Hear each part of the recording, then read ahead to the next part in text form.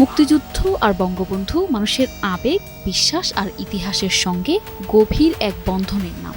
বাঙালির আবেগ আর গর্বের বিষয়। বঙ্গবন্ধুর আদর্শ ও মুক্তিযুদ্ধের চেতনা বাস্তবায়ন, এই শিরোনামের প্রকল্প যেন ছিল জাতির আত্মপরিচয়কে আরও দৃঢ় করার এক প্রয়াস। কিন্তু সময়ের পরতে পরতে উন্মোচিত হতে থাকে এক নির্মম সত্য।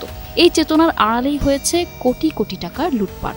জাতির শ্রেষ্ঠতম সংগ্রাম আর একজন নেতার চেতনার নামে চালানো হয়েছে অদৃশ্য বইয়ের বিতরণ, কপি পেস্ট গবেষণা আর মাঠ পর্যায়ের কাজ ছাড়াই তুলে নেওয়া হয়েছে লাখ লাখ টাকা। দৈনিক যুগান্তরের এক প্রতিবেদনের সম্প্রতি বলা হয়, এই প্রকল্পের পেছনে ছিল রাষ্ট্রীয় স্বীকৃতি, ছিল ঘনিষ্ঠ বুদ্ধিজীবীদের ছত্রছায়া। কিন্তু সম্প্রতি জাতীয় মুক্তিযোদ্ধা কাউন্সিলের তদন্তে বেরিয়ে আসে আদর্শের কথা বলে বাস্তবে তৈরি হয়েছে এক চেতনার দোকান, যেখানে বিক্রি হয়েছে আবেগ আর হাত বদল হয়েছে অঙ্কের পর অঙ্ক। প্রশ্ন ওঠে, জাতির সবচেয়ে সংবেদনশীল অধ্যায়কে ঘিরে এতটা বেহায়াপনা কিভাবে সম্ভব? এদিকে কাজ না করে হরিলুট করতেই এসব প্রকল্প নেওয়া হয়েছিল বলে দাবি বিশ্লেষকদের। প্রকল্পের সঙ্গে কাজের কোনো মিল নেই, এমনকি কোনো কাজও হয়নি। যেন তেন গবেষণা আর দলীয় প্রভাবে টাকাও তুলে নেওয়া হয়েছে।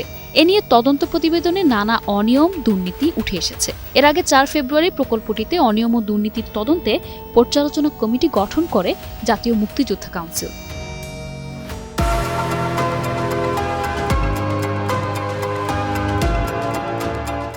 অপরদিকে 2022 সালের জানুয়ারিতে বঙ্গবন্ধুর আদর্শ ও মুক্তিযুদ্ধের চেতনা বাস্তবায়ন নামে একটি প্রকল্প গ্রহণ করে ক্ষমতাচ্যুত আওয়ামী লীগ সরকার। এতে ব্যয় ধরা হয় 23,52,48,000 টাকা। প্রকল্পটি মেয়াদ শেষ হবে জুনে। ইতিমধ্যে কাজের 80% সম্পন্ন দেখিয়ে সব মিলিয়ে 13,25,07,450 টাকা তুলে নেওয়া হয়েছে। বিষয়টি মন্ত্রণালয়ের নজরে এলে প্রকল্পের কার্যক্রম স্থগিত রেখে তদন্ত করতে দেয়া হয়। নিশা আলম, নিউজ ডেস্ক, 21 টেলিভিশন।